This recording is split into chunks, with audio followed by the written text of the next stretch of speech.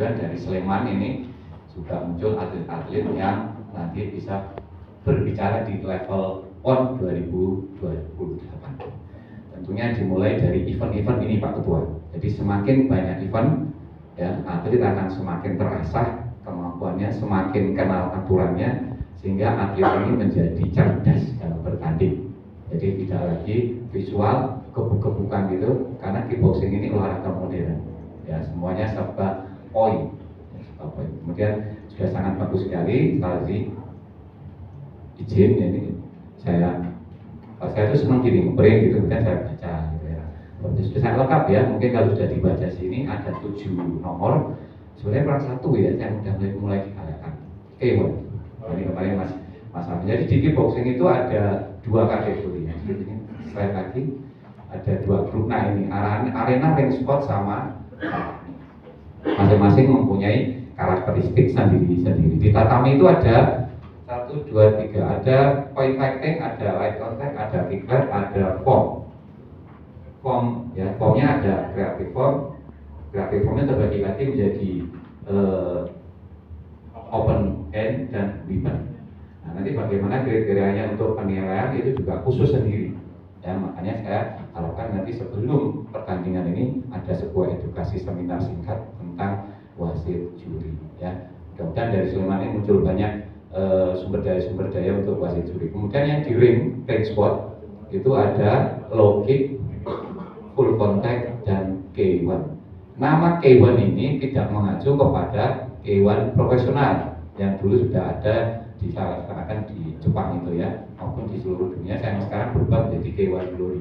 Jadi K1-nya ini K1 amatir, salah satu disiplin di kickboxing WAKU.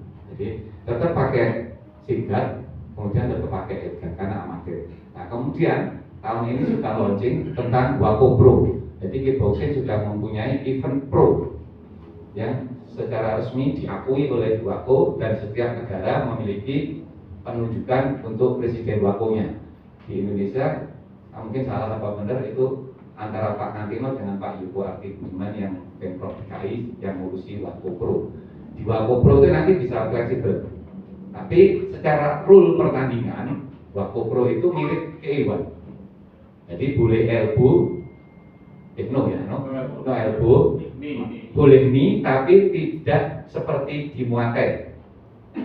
Boleh knee sekali, tapi lehernya tidak boleh berkali-kali diulang-ulang gitu. Ya. Backfist boleh, spinning backfist boleh, ya. Kemudian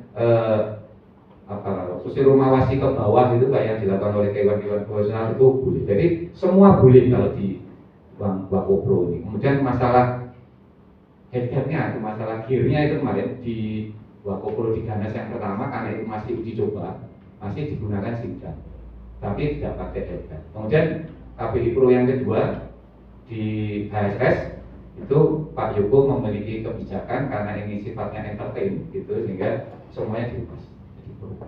Jadi kita sudah mempunyai wadah pro sendiri, ya, WAKU Pro gitu ya. Dan slide naik dari, ya ini tataminya, ukurannya memang standar.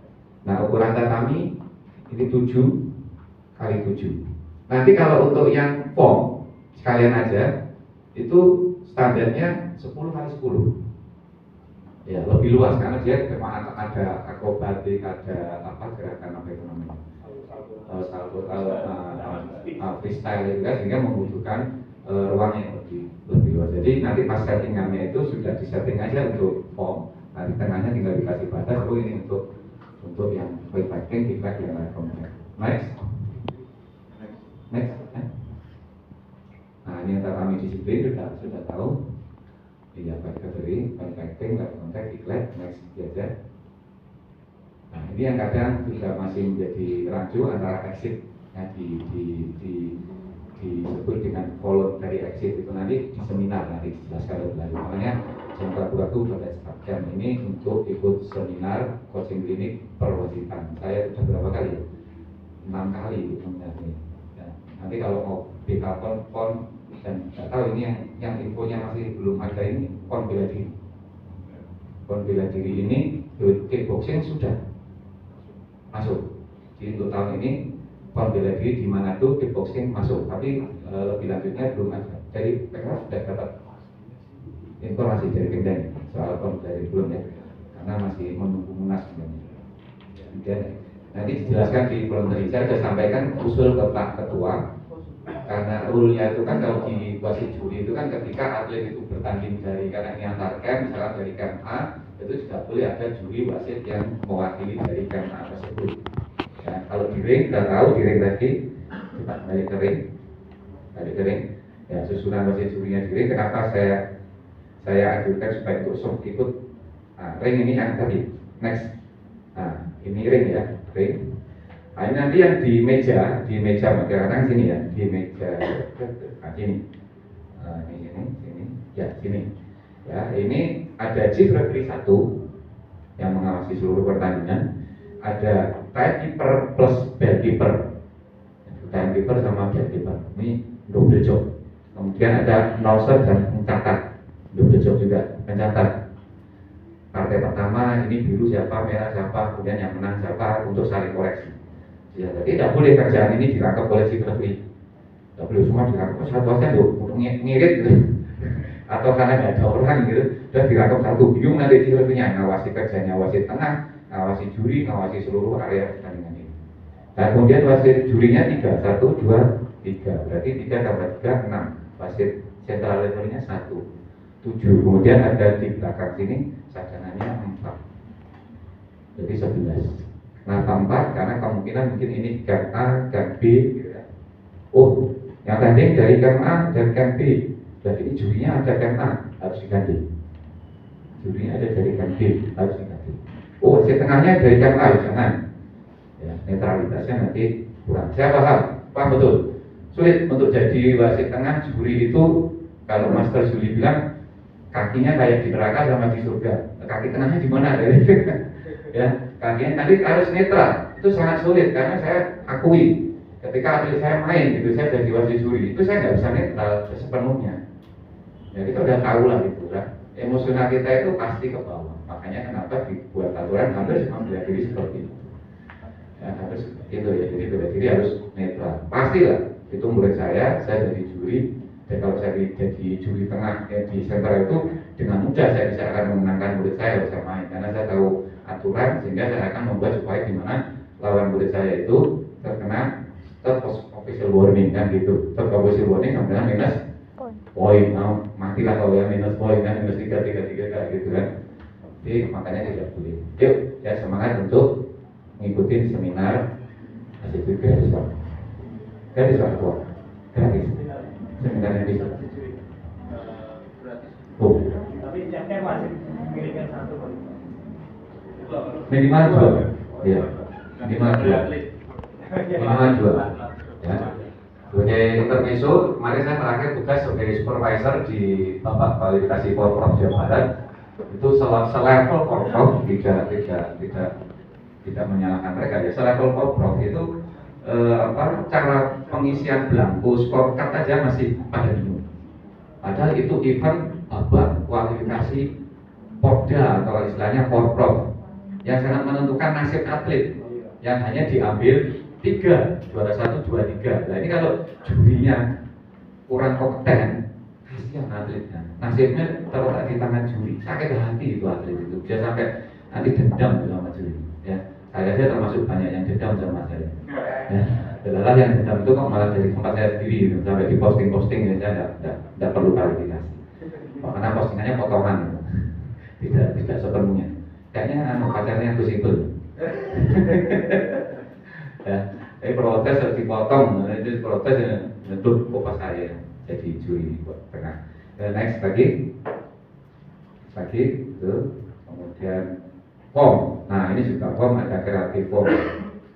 Oh ya tadi sedikit ya saya sampaikan untuk yang uniform tadi kan boleh pakai celana silat maupun karate tapi tidak ada logo bergerak. Masalahnya celana silat dan karate itu talinya di luar.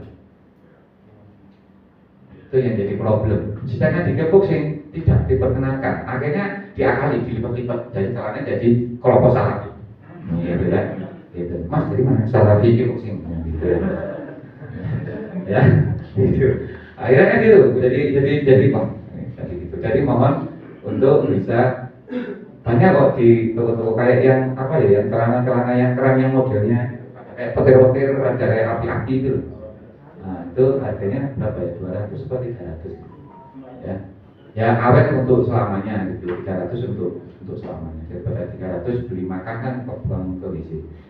Ya, gitu. Ya kemudian next Creative Form nanti dijelaskan di writing juga sudah pada tahu semuanya. Ya, gitu. Saya sih berharap di setiap pertandingan nanti sangat berharap sekali mindset kita sudah harus profesional ya, bukan berarti kalau ini kan udah bisa toleran lah gitu ya. Jangan sampai seperti itu ya. Dimulai dari bawah untuk profesionalisme ya rakyat lah gitu ya. Karena bisa pojok bulu di cabai mereka akhirnya pakai yang aneh-aneh gitu ya, itu kolone gitu. Ini perhatikan V next wajib, tidak boleh ditawar, harus V next. Kan kayaknya sekarang jersey terbaru itu modelnya pakai V next ya, itu boleh. Mau jersey Adidas boleh, mau merek apa, tapi asal tidak ada merek Muay, Silat, Taekwondo ya. Mau ada corak-coraknya boleh, itu terserah. Yang penting bukan nama bela diri atau nama perguruan. Kemudian seperti ini. Kalau yang sudah grading pasti punya, pakai baju grading boleh. Next. Personal equipment-nya mesti komplit. Apabila sudah dipesan itu tepuk tangan untuk ketua kita, luar biasa. Ketuanya sangat memperhatikan. Jadi sudah ada. Cuma kita pakai yang lokal dulu, tidak masalah ya. Tidak perlu harus Topeng maupun Adidas, karena itemnya masih kecil. Ya kita sesuaikan.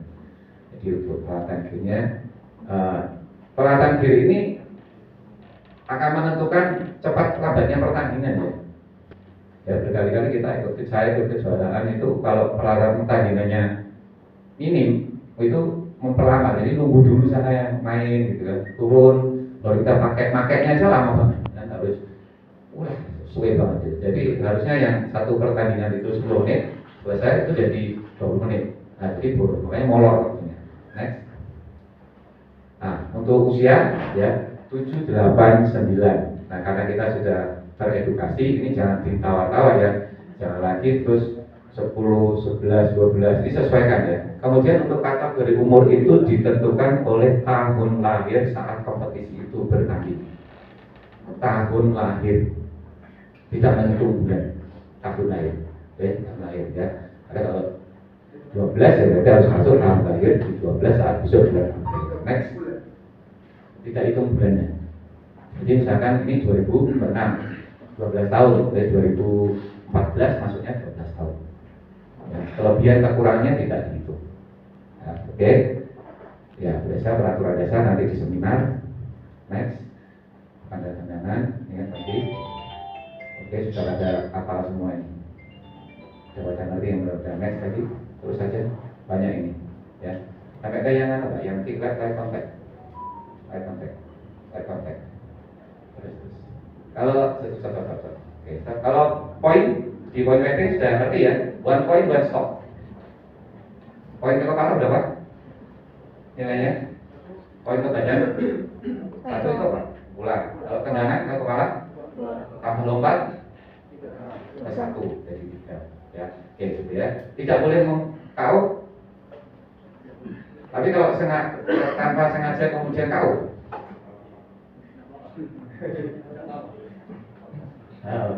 Sama sengaja dia itu taruh penarahan. Karena ini mungkin kondisi anak ini ya kurang bagus atau kurang kuat gitu, tahu KO. Gimana teman-teman? Didis yang itu. yang tidak sengaja atau tanpa sengaja itu didis. Tetap lakukan hitungan. 1, 2, 3, 4. Ya, KO-nya jatuhnya dikasih poin 1.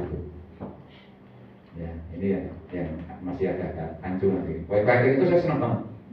Karena nilainya ketok. Karena kita belum pakai scorecard yang kita Pak ya.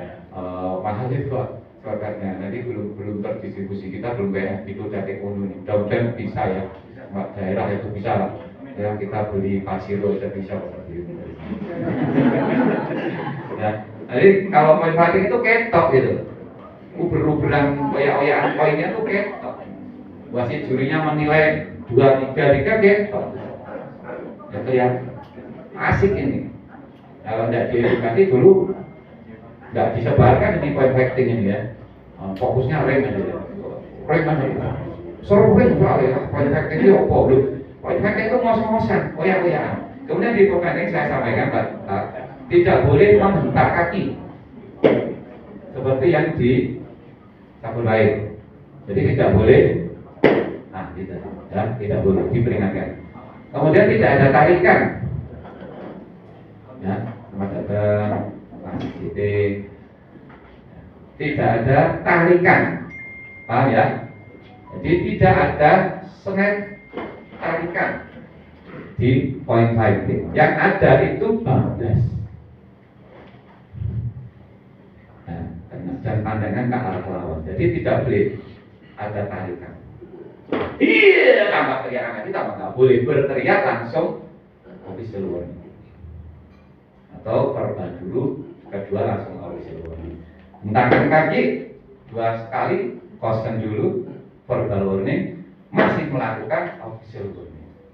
Ya, semakin teredukasi wasit tengah, janji free, semakin epic itu pertandingan. Semakin atlet akan semakin cerdas untuk melakukan sebuah pertandingan.